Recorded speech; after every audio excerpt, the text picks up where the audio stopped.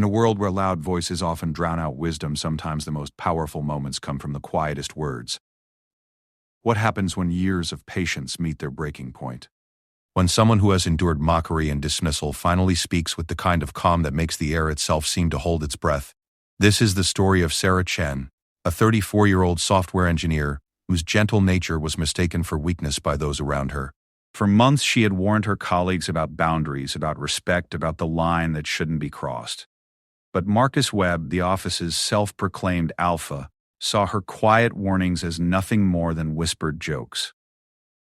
He was about to learn that the most dangerous storms often begin with the stillest air.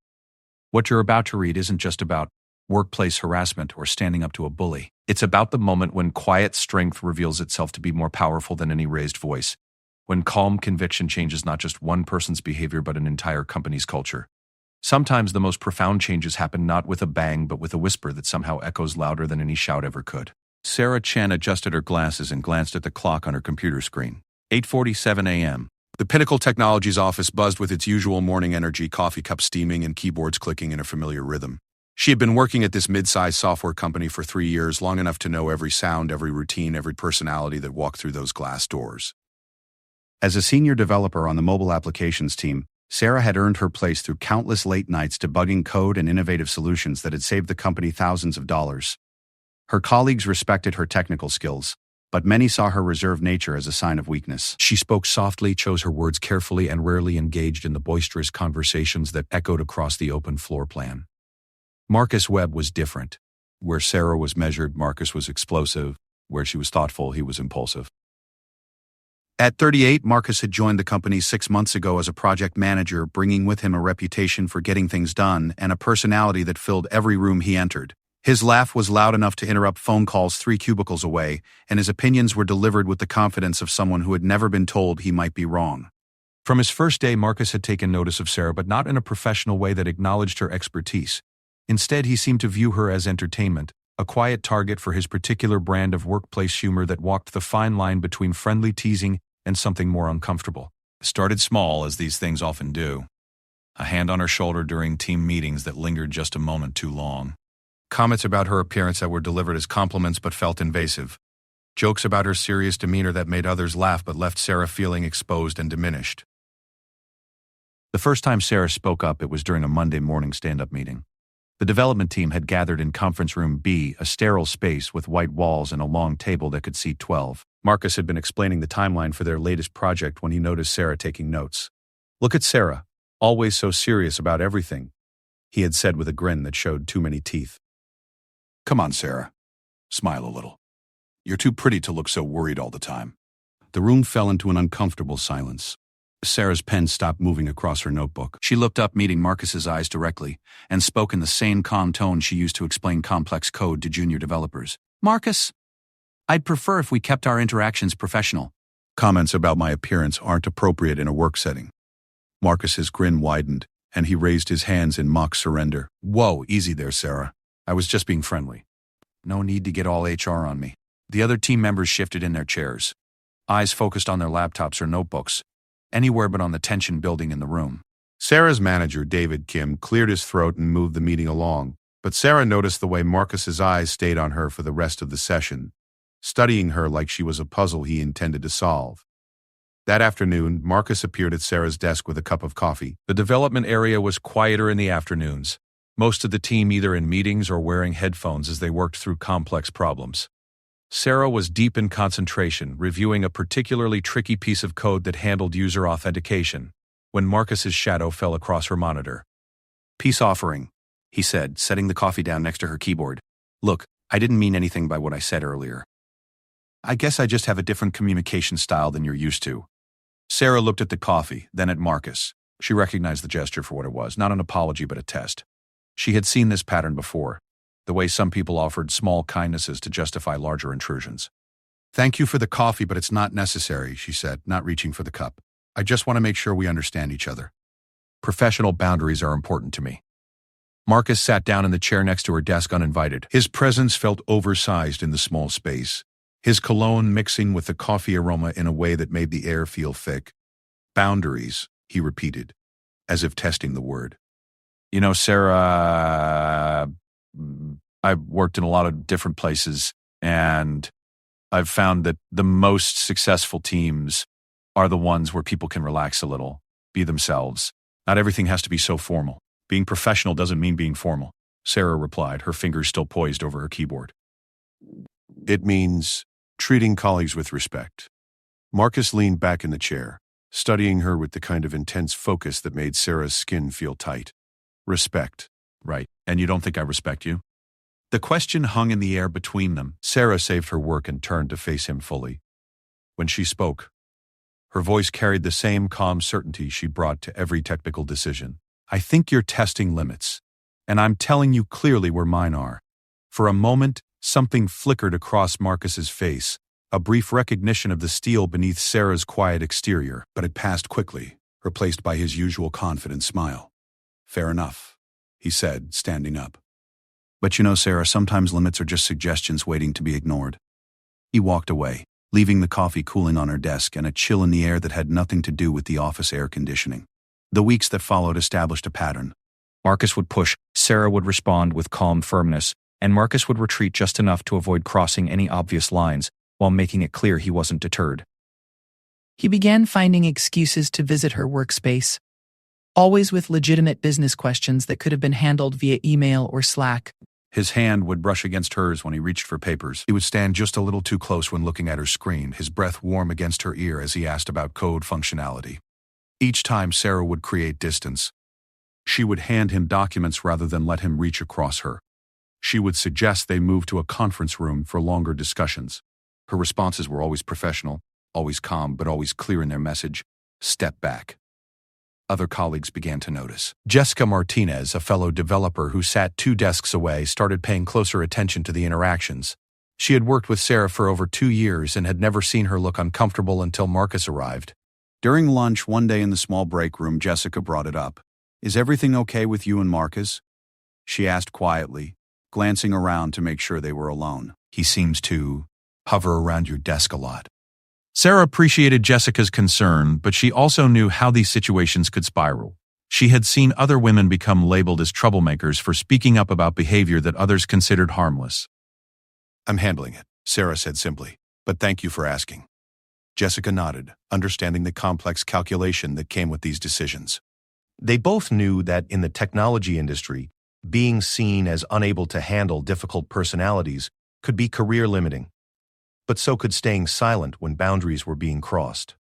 The breaking point came during a company-wide meeting in late October.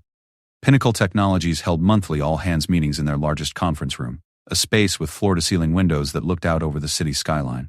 The entire staff of 45 employees gathered to hear updates from different departments, celebrate achievements, and discuss upcoming projects. Sarah typically sat toward the back of the room during these meetings, her notebook ready to capture action items that might affect her team.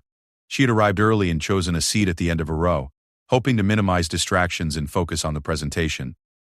Marcus arrived late, as he often did, scanning the room for an empty seat. Sarah watched as his eyes found her, saw the deliberate way he walked down her row. Instead of taking one of several empty chairs closer to the front, he squeezed past the other seated employees, his body unnecessarily close to each person he passed. When he reached Sarah, he paused. The row was narrow, and he could have easily asked her to step out so he could reach the empty seat beside her. Instead, he chose to squeeze past her seated form, his leg brushing against her shoulder, his hand briefly touching her back as he moved. Excuse me, he murmured, his voice pitched low enough that only she could hear the slight mockery in his tone. Sarah felt the familiar tightness in her chest that came with these moments, the way her body responded to unwanted contact even when her mind remained clear. She turned slightly in her seat and looked at him directly. When she spoke, her voice was quiet enough that only he could hear, but there was something in her tone that made him freeze mid-step. Touch me again, and we'll have a very different conversation. The words were delivered without heat, without anger, without any of the emotional response Marcus had seemed to be seeking. They were stated as simply as a technical specification, a logical if-then statement that left no room for interpretation. Marcus completed his movement to the empty seat, but Sarah noticed the way his hand trembled slightly as he pulled out his phone. The way his usual confident posture seemed to deflate just a fraction. Around them, the meeting continued. Employees focused on quarterly reports and project timelines, unaware of the quiet shift that had just occurred. For the rest of the meeting, Marcus sat perfectly still. He didn't lean in Sarah's direction, didn't attempt any casual contact, didn't even look at her directly. When the meeting ended and people began filing out, he waited until Sarah had left the row before standing up. But Sarah knew this wasn't over. In her experience, people like Marcus didn't respond well to clear boundaries. They viewed them as challenges rather than instructions. She had been calm and professional for months, had given him every opportunity to adjust his behavior, had been patient with his testing and probing. That patience was about to be tested in ways she hadn't yet imagined. The next morning, Sarah arrived at work to find a small gift on her desk. A stress ball in the shape of a smiley face with a note attached, for when you need to lighten up. Then, She stared at the yellow foam face, its permanent grin somehow ominous in the fluorescent light. This wasn't kindness. This was a message. Marcus was telling her that he saw her boundary setting as stress, as uptightness, as something that needed to be fixed rather than respected. Sarah dropped the stress ball into her desk drawer and opened her laptop. She had work to do, code to write, problems to solve. But she also had a decision to make about how much longer she would allow someone else's inability to respect boundaries to affect her professional environment. As she began typing, she could feel Marcus's attention from across the office, the weight of his gaze as he waited to see how she would respond to his latest test. She didn't look up, didn't acknowledge the gift, didn't give him the reaction he was seeking. Instead, she began documenting every interaction, every comment, every instance of unwanted contact. If Marcus wanted to play games with her boundaries, she would approach it the same way she approached every complex problem, methodically, thoroughly, and with absolute precision. The quiet storm that had been building for months was about to become something much more powerful. Sarah Chen was done being patient with someone who mistook her professionalism for weakness, and Marcus Webb was about to learn that some lines, once clearly drawn, should never be crossed. The following Tuesday morning brought the kind of gray, drizzling weather that made the office feel more enclosed than usual. Sarah arrived at her usual time, 8:30 a.m., to find the development area mostly empty except for Tom Bradley, an early rising developer who preferred to work in the quiet hours before the full office energy kicked in. She had spent the weekend thinking about Marcus's gift, about the pattern of behavior that had been escalating for weeks. Her decision to document everything felt right, methodical in the way she approached all problems. But there was something else growing inside her, a recognition that documentation might not be enough to change behavior that seemed to view her boundaries as entertainment. Sarah settled into her routine, checking emails and reviewing the code commits from the previous day. The team was working on a critical update to their mobile app, one that would affect thousands of users, and she wanted to ensure every function was properly tested before the next release. It was the kind of detailed work that required deep concentration, the ability to hold multiple complex relationships in her mind simultaneously. She was 3 hours into debugging a particularly complex user interface issue when Marcus appeared at her desk. It was just after 11:30 a.m., and the office had reached its full mid-morning buzz. Conversations overlapped, phones rang, and the coffee machine in the break room hissed regularly as people refueled for the day ahead. "Sarah, I need to show you something," Marcus said, his voice carrying the casual authority he used when he wanted something to appear urgent. "There's an issue with the project timeline that affects your module." Sarah saved her work and looked up. Marcus was holding a tablet, its screen displaying what appeared to be a project management dashboard. This was the kind of legitimate business interaction that made his behaviors so difficult to address. He always had reasonable explanations for approaching her, professional justifications that made her discomfort seem unreasonable to outside observers. "Can you send me the details via email?" she asked. "I can review them and get back to you with feedback." "It's easier if I just show you directly," Marcus replied, moving around to her side of the desk. "This way we can discuss solutions in real time." Sarah felt the familiar tension in her shoulders as Marcus positioned himself next to her chair. He placed the tablet on her desk, angling it so she would need to lean toward him to see the screen clearly. When she didn't move, he leaned closer, his shoulder brushing against hers as he pointed at different sections of the timeline. "See, here's where your authentication module needs to be completed," he said, his voice dropping to a more intimate level. "And this deadline here is non-negotiable because of the client presentation." Sarah studied the timeline without leaning in. From what she could see, everything looked standard. Nothing that couldn't have been communicated through email or discussed in their next team meeting. But she recognized this for what it was, another test of the boundaries she had established. "I understand the timeline," she said calmly. I'll adjust my schedule accordingly and send you an updated estimate by end of day. Marcus didn't move away. Instead, he placed his hand on the back of her chair, his knuckles just brushing against her shoulder blade through her blouse. It was subtle enough that anyone watching from a distance would see only a colleague leaning in to discuss work, but intimate enough that Sarah felt her entire body tense. You know, Sarah, Marcus said, his voice pitched for her ears alone, I really admire how dedicated you are to your work. But sometimes I wonder if you ever allow yourself to just relax, to let someone else handle the details. The comment felt loaded with implications that had nothing to do with project management. Sarah turned in her chair to face him directly, creating distance and breaking the intimate positioning he had established. Marcus, please step back. We can discuss this project from a professional distance. For a moment, Marcus's mask slipped. The friendly smile faded, replaced by something colder, more calculating. He straightened up but didn't step back, his hand still resting on her chair. You know, Sarah, I'm starting to think you don't like me very much, he said, his tone shifting to something that sounded hurt but felt manipulative. I'm just trying to collaborate with you. Maybe you're taking things too seriously. This was the trap Sarah had been expecting. Marcus was reframing her boundary setting as a personal rejection, making her discomfort with his behavior seem like a character flaw on her part. It was a technique she had seen before, the way inappropriate behavior got recast as misunderstanding, the way victims became responsible for fixing relationships they hadn't broken. This isn't about liking or disliking, Sarah replied, her voice remaining steady. This is about maintaining appropriate professional interactions. I've been clear about my preferences. Your preferences, Marcus repeated, and now there was definitely an edge to his voice. Right. Your boundaries, your rules.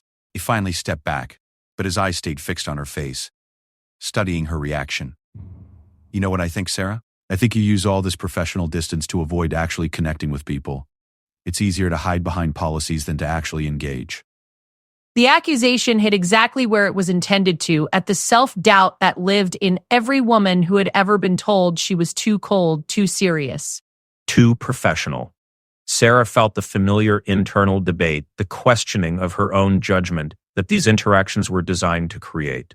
But she had been here before, had learned to recognize manipulation even when it was dressed up as psychological insight. She saved her work again, closed her laptop, and stood up to face Marcus at eye level. My engagement with colleagues is based on mutual respect, she said. When that respect is present, connection happens naturally. When it's not, professional distance protects everyone involved. Marcus's eyes narrowed slightly. And you don't think I respect you? I think you respect your idea of me, Sarah replied. But you don't seem to respect what I actually tell you about my own preferences and boundaries. The conversation was attracting attention now. Jessica had stopped typing and was listening from her nearby desk. Tom had paused his phone call and was glancing in their direction. Other colleagues were beginning to notice the tension that had crept into Marcus's voice. Marcus seemed to realize they had an audience. His expression shifted back to the genial mask he wore for public consumption, but Sarah could see the effort it required. Well, he said, his voice returning to its normal volume and forced cheerfulness, I guess we just have different communication styles. I'll send you those project details in an email. He picked up his tablet and walked away. But not before Sarah caught the look he gave her. A combination of frustration and something darker that made her stomach tighten with unease. The afternoon passed quietly, with Marcus avoiding the development area entirely. Sarah threw herself into her work, making significant progress on the authentication module that had been consuming her attention for the past week. But she couldn't shake the feeling that something had shifted in their dynamic, that Marcus's public retreat was less about backing down and more about regrouping. At 6:15 p.m., long after most of the office had emptied out, Sarah was still at her desk. She preferred working late occasionally, enjoying the quiet focus that came when phones stopped ringing and conversations died down. The cleaning crew had arrived and was working their way through the office, emptying trash cans and wiping down surfaces, with the efficient rhythm of people who knew every corner of the space. Sarah was deep in concentration, testing a particularly complex login sequence, when she heard footsteps approaching. She looked up to see Marcus walking toward her desk, his jacket slung over his shoulder, and his tie loosened from the day's work. Burning the midnight oil? He asked, his voice carrying false casualness. That's dedication. Sarah glanced around the office. The cleaning crew was working in the conference rooms at the far end of the floor. Jessica's desk was dark, her computer turned off hours ago. They were essentially alone in the development area, separated from the cleaning staff by rows of empty cubicles and the soft hum of servers in the adjacent room. Just finishing up some testing, Sarah said, saving her work as she spoke. She had learned to always save when Marcus appeared, a precaution born from previous interruptions that had cost her hours of work. Marcus moved closer, perching on the edge of her desk in a way that put him slightly above her seated position. The casual positioning felt calculated, designed to create a psychological advantage that Sarah immediately recognized and resisted. You know, Sarah, I've been thinking about our conversation earlier, he said, his voice taking on the tone of someone who believed he was about to offer profound insight. I think maybe we got off on the wrong foot when I started here. Maybe I came on too strong, tried to be too friendly too fast. Sarah studied his face, looking for signs of genuine reflection or accountability. Or a mistake. What she saw instead was the careful expression of someone who had rehearsed this conversation, who had decided that the right combination of words might unlock whatever resistance she had been offering. I appreciate you thinking about it, she said neutrally. The thing is, Marcus continued, leaning forward slightly, I really respect your work. Your technical skills are impressive, and I know the team values your input. I'd hate for there to be any, awkwardness between us that might affect our collaboration. The threat was subtle but unmistakable. Marcus was suggesting that her discomfort with his behavior could become a professional problem, that her boundary setting might be reframed as an inability to work with difficult personalities. Sarah closed her laptop and began gathering her things. I don't think there needs to be any awkwardness as long as we maintain professional interactions. Professional interactions, Marcus repeated, and there was something in his tone that made Sarah look up sharply. You keep saying that like it means something specific, but I'm starting to wonder if what you call professional is really just cold. He slid off the desk and moved closer to her chair. Sarah could smell his cologne, stronger now after a full day of wear, mixing with the antiseptic scent of the cleaning products the janitorial staff was using elsewhere in the office. I mean, we're both adults here, Marcus continued, his voice dropping to a more intimate register. We spend more time with our colleagues than with anyone else.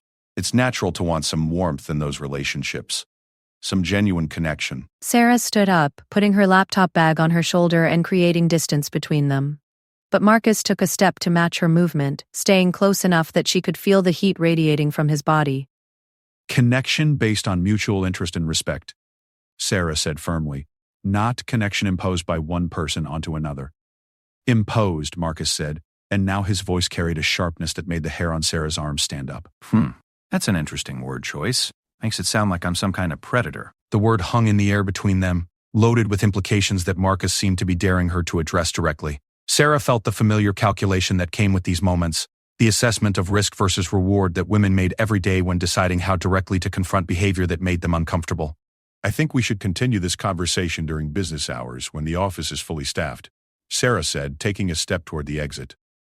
Marcus moved to block her path, not aggressively but definitively. His body language was casual, as if he were simply shifting position, but the effect was to trap her between her desk and his larger frame. Sarah, come on, he said, his voice taking on a cajoling tone that felt patronizing. I'm trying to clear the air here, to make sure we understand each other. Running away isn't going to solve anything. I'm not running away, Sarah replied, her voice still calm but with an edge that hadn't been there before. I'm choosing to end a conversation that's happening in an inappropriate setting. Inappropriate, Marcus repeated, and this time there was no mistaking the mockery in his voice. Everything is inappropriate with you, isn't it? A friendly conversation, a casual compliment, showing interest in a colleague as a person, rather than just a code machine. He took another step closer and Sarah felt her back brush against her desk. The positioning felt deliberate, designed to make her feel cornered and small. But instead of the fear or compliance that Marcus seemed to be expecting, Sarah felt something else entirely. A cold clarity that cut through the confusion and self-doubt his manipulations were designed to create. Step back, Marcus, she said, her voice dropping to the same calm, measured tone she had used in the all-hands meeting. Now. Something in her tone made Marcus pause. For a moment, uncertainty flickered across his face as if he was reassessing the situation and finding it different from what he had expected. But the moment passed quickly, replaced by a kind of aggressive confidence that Sarah recognized as dangerous. Marcus leaned forward, close enough that she could feel his breath against her face, and placed his hand flat against the desk behind her, effectively caging her in. Or what? He said, his voice barely above a whisper. He'll report me to HR. Tell them that I was having a conversation with a colleague after hours, that I showed interest in someone I find attractive and intelligent. His other hand moved toward her arm, and Sarah knew with absolute certainty that if she let him touch her now, if she allowed this boundary to be crossed in this moment, everything would change. The careful game of professional interaction would be over, replaced by something much more dangerous and much harder to prove or address. She looked directly into Marcus's eyes, her gaze steady and unflinching. When she spoke, her voice carried the same quiet authority she had used to shut down countless technical arguments, to redirect inappropriate jokes, to establish her credibility in rooms full of people who had initially underestimated her. "Touch me," she said, each word precisely articulated, "and find out."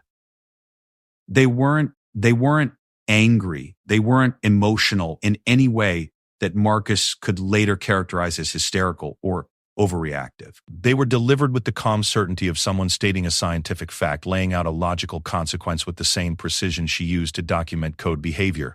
But something in those 4 words, in the absolute conviction behind them, made Marcus's hand freeze inches from her arm. For the first time since he had approached her desk, genuine uncertainty replaced his confident aggression. Sarah maintained eye contact, her expression perfectly calm, perfectly professional, perfectly clear about what would happen if he crossed the line she had drawn. Around them, the office hummed with its evening quiet, the cleaning crew's distant conversations and the soft whir of ventilation systems providing a soundtrack to a moment that would determine everything that came next. Marcus's hand hovered in the air for what felt like an eternity but was probably only seconds. Then, slowly, he lowered it and took a step back. "Jesus, Sarah," he said, his voice carrying forced laughter that couldn't quite mask the shakiness underneath. "You really are uptight, aren't you? I was just trying to have a conversation." But even as he tried to reframe the moment, to make her reaction seem disproportionate to his behavior, Sarah could see that something fundamental had shifted. Marcus had tested her final boundary and found it reinforced with something he hadn't expected, something that made him reassess his strategy entirely. Sarah picked up her bag and walked past him toward the exit, her movements calm and deliberate. She didn't hurry, didn't show any of the adrenaline that was coursing through her system, didn't give him the satisfaction of seeing that his behavior had affected her. At the elevator, she turned back one final time. Marcus was still standing by her desk, watching her with an expression she couldn't quite read. "Have a good evening, Marcus," she said in the same professional tone she used for every workplace interaction. Then the elevator doors closed, and she was alone with the full realization of what had just happened and what she was going to have to do about it. The drive home gave Sarah time to process the evening's events, to move beyond the immediate adrenaline response, and think strategically about her next steps. She had been patient, had given Marcus every opportunity to respect her boundaries and modify his behavior. She had been professional, had documented everything, had handled each interaction with the kind of measured response that protected her from accusations of overreaction. But patience had its limits, and professionalism didn't require accepting behavior that made her workplace feel unsafe. By the time Sarah reached her apartment, she had made her decision. Tomorrow, she would have a very different kind of conversation. One that would determine not just her own future at Pinnacle Technologies, but Marcus's as well. The quiet storm that had been building for months was about to break, and when it did, everyone would learn what happened when someone mistook Sarah Chen's professionalism for weakness. Wednesday morning arrived with a kind of crisp autumn clarity that made everything seem sharper, more defined. Sarah had barely slept, her mind cycling through scenarios and strategies, but she felt more focused than she had in months. The decision she had made during the drive home the previous evening had settled into her bones with a certainty that surprised her with its strength. She arrived at the office earlier than usual, 7:45 a.m., when the building was still quiet and the parking lot mostly empty. The security guard nodded to her as she badged through the entrance, the familiar gesture of someone who recognized her as part of the early arrival routine that kept the business running. Instead of heading directly to her desk, Sarah took the elevator to the 3rd floor, where the Human Resources Department occupied a suite of offices that always seemed too bright, too cheerful for the difficult conversations that happened within their walls. The department consisted of 3 people: Rachel Morrison, the HR director who had been with the company for 8 years, Janet Wu, the benefits coordinator who handled payroll and insurance issues, and Michael Torres, the newest addition who specialized in employee relations and conflict resolution. Sarah had met with Michael once before, during her initial onboarding when she had first joined Pinnacle Technologies. She remembered him as thoughtful and direct, someone who asked good questions and listened to the answers without immediately offering solutions. Those qualities would be important for the conversation she needed to have. Sarah, Michael said, looking up from his computer as she appeared in his doorway. This is a surprise. How can I help you? I need to discuss a workplace situation that's been developing over the past several months, Sarah said, taking the seat he offered across from his desk. It involves Marcus Webb and a pattern of behavior that's affecting my ability to work effectively. He pulled out a legal pad and a pen, the kind of preparation that signaled this conversation would be documented and taken seriously. Tell me what's been happening, he said simply. For the next 45 minutes, Sarah laid out the entire progression of Marcus's behavior, with the same methodical precision she brought to debugging complex code. She started with the first inappropriate comment about her appearance, moved through each escalating interaction, and concluded with the previous evening's incident. She presented dates, specific quotes, the names of witnesses who had been present during public interactions, and her own responses at each stage. Michael took detailed notes, occasionally asking for clarification or additional context, but mostly listening with the kind of focused attention that made Sarah feel heard in a way she hadn't experienced in months. You mentioned that you documented these interactions, Michael said when she had finished. Do you have those records with you? Sarah pulled out a folder containing printouts of emails, screenshots of calendar invitations to meetings where incidents had occurred, and a detailed timeline she had created the previous evening. The documentation was thorough, professional, and undeniably clear in its progression from minor boundary violations to the near assault that had happened after hours. This is excellent record-keeping, Michael said, reviewing the materials. It shows a clear pattern in your consistent attempts to address the behavior directly before escalating. Can you tell me what outcome you're hoping for from bringing this forward? The question was one Sarah had anticipated, but it still required careful consideration. She wanted Marcus's behavior to stop, wanted to feel safe in her own workplace, wanted to be able to focus on her technical work without constantly managing someone else's inappropriate attention. But she also understood the complexity of workplace dynamics, the way harassment complaints could sometimes create more problems than they solved if not handled properly. I want the behavior to stop, Sarah said. Permanently. I want clear communication to Marcus that his conduct is unacceptable and will have consequences if it continues. And I want assurance that reporting this won't negatively impact my standing or opportunities within the company. Michael nodded. Those are reasonable expectations. Based on what you've shared, this appears to constitute workplace harassment under our policies, and we take these situations very seriously. I'll need to investigate further, which will involve speaking with Marcus and potentially other witnesses, but I want you to know that retaliation for making a good faith report is strictly prohibited. They spent another 15 minutes discussing the investigation process, the company's policies around workplace harassment, and the support resources available to Sarah during what could become a difficult period. Michael assured her that the situation would be handled with appropriate confidentiality, but that some level of disclosure would be necessary to conduct a thorough investigation. As Sarah prepared to leave, Michael asked one final question that stayed with her for the rest of the day. Sarah, you handled this situation with remarkable professionalism and patience. Many people would have escalated much earlier. What made you wait until now to bring it forward formally? Why?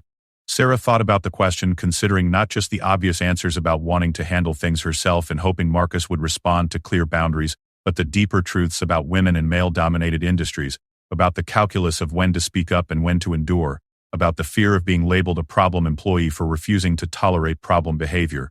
I suppose I kept hoping that clear communication would be enough, she said finally. That someone who was intelligent enough to manage complex projects would be capable of respecting simple professional boundaries. But last night made it clear that hoping isn't a strategy, and patience isn't the same thing as enabling. By the time Sarah returned to her desk, the office had filled with its usual morning energy. She settled into her routine, checking emails and reviewing code, but found it difficult to concentrate fully. Part of her attention remained alert to Marcus's presence, to the possibility of confrontation or retaliation that might come from her decision to involve HR. Marcus arrived at his usual time, 9:15 a.m., with his characteristic confident stride and his coffee cup that proclaimed "World's Okayest Manager" in faded letters. Sarah watched peripherally as he settled at his desk, which was positioned across the open floor plan with a clear sightline to her workspace. Their eyes met briefly, and Sarah saw something in his expression that suggested he sensed a shift in the office dynamics, even if he didn't yet understand its source. The morning passed quietly, with Marcus making no attempt to approach Sarah's desk or involve her in any discussions. She found herself able to focus more deeply on her work than she had in weeks, making significant progress on the authentication module that had been consuming her attention. At 11:30 a.m., Michael Torres appeared in the development area, walking purposefully toward Marcus's desk. Sarah didn't watch the interaction directly, but she was aware of the quiet conversation that took place, of Marcus's body language shifting from relaxed confidence to alert attention, of the way other colleagues glanced over, with the kind of curiosity that workplace drama always generated. After about 10 minutes, Michael and Marcus walked together toward the HR offices. Sarah felt a mixture of relief and anxiety, knowing that the investigation she had requested was now officially underway, but uncertain about what the immediate consequences might be. Jessica Martinez appeared at Sarah's desk about an hour later, her expression concerned and curious. Everything okay? She asked quietly. I saw Marcus get called into HR and you seem tense lately. Is there anything I can do to help? Sarah appreciated her colleague's concern, but she also knew the importance of maintaining confidentiality during an active investigation. I can't discuss details, but yes, I'm addressing a workplace situation through proper channels. Thank you for asking. Jessica nodded, understanding the constraints Sarah was operating under. Well, if you need anything, or if you want to grab lunch away from the office, just let me know. The afternoon brought more visitors to Sarah's workspace, but this time they were colleagues who had witnessed some of Marcus's behavior and wanted to share their own observations. Tom Bradley mentioned feeling uncomfortable during team meetings where Marcus made comments about Sarah's appearance. David Kim, her manager, stopped by to ask if there were any workplace issues affecting her productivity that he should be aware of. Each conversation reinforced Sarah's decision to escalate the situation formally. She wasn't the only person who had noticed Marcus's inappropriate behavior, but she was apparently the first person willing to address it directly through official channels. At 4:30 p.m., Michael Torres returned to the development area, this time approaching Sarah's desk directly. His expression was professional but somewhat grim, the look of someone who had spent the day conducting difficult conversations. "Sarah, could I speak with you privately for a few minutes?" he asked. They walked to a small conference room that offered privacy without the formal intimidation factor of the main HR office. Michael closed the door and took a seat across from Sarah at the small round table. "I've completed initial interviews with Marcus and several witnesses," he said without preamble. "I want to update you on what I've learned and discuss next steps." "Marcus's account of events differs significantly from yours," Michael continued. "He acknowledges that you've expressed discomfort with what he characterizes as normal workplace friendliness, but he denies any inappropriate touching or intimidating behavior. He claims that you've been hostile to his attempts at professional collaboration and that you may be misinterpreting normal social interactions." Sarah had expected this response, had prepared herself for the possibility that Marcus would reframe her complaint as misunderstanding or oversensitivity. "What did the witnesses say?" "The witnesses I spoke with corroborated your account of the public interactions they observed," Michael replied. "Jessica Martinez described seeing Marcus make comments about your appearance during meetings that made her uncomfortable. Tom Bradley confirmed that Marcus's body language during team interactions seemed inappropriate. David Kim noted that your productivity and workplace demeanor have been affected in recent weeks, which is consistent with your timeline." Sarah felt some of the tension in her shoulders ease. Having her account corroborated by colleagues was crucial for establishing the credibility of her complaint. However, Michael continued, "The most serious incident you reported, the after-hours encounter yesterday evening, has no direct witnesses. Marcus admits to having a conversation with you about work-related topics, but he denies creating any physical intimidation or making any inappropriate statements." This was the challenge Sarah had anticipated. The most egregious behavior had occurred when they were alone, making it a question of credibility rather than objective evidence. "What does that mean for the investigation?" she asked. Michael leaned forward, his expression serious. "It means we have a clear pattern of documented inappropriate behavior, corroborated by witnesses, escalating to a serious incident that comes down to your word against his. Under our company policies, that pattern is sufficient to take disciplinary action." He paused, gathering his thoughts before continuing. "Sarah, I want you to know that we believe your account of what happened. The pattern of behavior you've documented, combined with witness statements, and your consistent attempts to address the situation directly, supports your credibility. Marcus's behavior violates our harassment policies, and we're going to take action accordingly." Sarah felt something in her chest loosen, a relief she hadn't fully realized she had been holding back. Being believed, having her experience validated and taken seriously, felt almost as important as any disciplinary action that might follow. "What kind of action?" she asked. Marcus will receive a formal written reprimand that goes into his permanent employment file, Michael explained. He'll be required to complete harassment training and will be placed on a performance improvement plan that specifically addresses professional conduct. Any further incidents will result in immediate termination. He's also been instructed to have no non-essential contact with you, and any necessary professional interactions must be conducted in the presence of witnesses. Sarah nodded, processing the information. It was more comprehensive than she had dared to hope. But she was also aware that the real test would be how Marcus responded to these consequences. What happens if he retaliates? Any retaliation, direct or indirect, will result in immediate termination, Michael said firmly. That includes any attempts to undermine your work, exclude you from necessary communications, or create a hostile work environment. I'll be monitoring the situation closely, and I want you to report any concerns immediately. They spent another few minutes discussing practical details and resources available to Sarah during the transition period. As the meeting concluded, Michael asked one final question that caught her off guard. Sarah, you handled this entire situation with remarkable composure and professionalism. Many people would have escalated much sooner or handled it with more emotion. What kept you so calm throughout all of this? As Sarah considered the question, thinking about the months of careful documentation, the strategic decision-making, the way she had approached Marcus's harassment as she would approach any complex technical problem. I suppose I learned early in my career that emotion is often used to discredit women's complaints, she said slowly. If I was going to challenge someone's behavior, I needed to do it in a way that couldn't be dismissed as hysteria or oversensitivity. I had to be methodical, professional, and absolutely clear about facts rather than feelings. Michael nodded thoughtfully. That's an unfortunate reality that many women face in professional settings. But I want you to know that you had every right to be angry about this behavior, and that anger wouldn't have made your complaint less valid. As Sarah walked back to her desk, she reflected on the day's events and the strange sense of completion they provided. But the piece of this is the book, both restaurants ending in a restaurant, Applebee's. The responsibility for that behavior was more specially and was finally. The next morning brought the most telling indicator of how thoroughly the situation had shifted. Marcus arrived at his usual time, but his demeanor was markedly different. Gone was the confident swagger, the loud laughter that interrupted conversations across the office, the casual assumption that his presence was welcome in any workspace. He moved quietly to his desk, focused intently on his computer screen, and made no attempt to engage in the casual conversations that had previously punctuated his workday. When he needed to interact with members of Sarah's team for legitimate business reasons, he did so via email or in conference rooms with other people present, exactly as the HR directive had required. Sarah found herself able to work with a focus and peace of mind she hadn't experienced since Marcus's arrival at the company. The constant low-level vigilance that had become second nature, the mental energy devoted to managing and deflecting unwanted attention, was suddenly available for more productive purposes. Over the following weeks, the office dynamic gradually shifted to accommodate the new reality. Other colleagues, perhaps inspired by Sarah's example or simply relieved to have inappropriate behavior addressed, began speaking more openly about professional boundaries and workplace respect. Jessica Martinez mentioned during lunch one day that she had always admired Sarah's calm response to difficult situations, but now she understood it as a form of strength rather than passivity. I used to think you were just really patient, Jessica said. But watching how you handled Marcus, I realized you weren't being patient at all.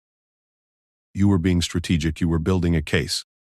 David Kim, Sarah's manager, made a point of checking in with her regularly to ensure that her work environment remained comfortable and productive. The team's overall dynamic improved as everyone adjusted to working without the undercurrent of tension that Marcus's behavior had created.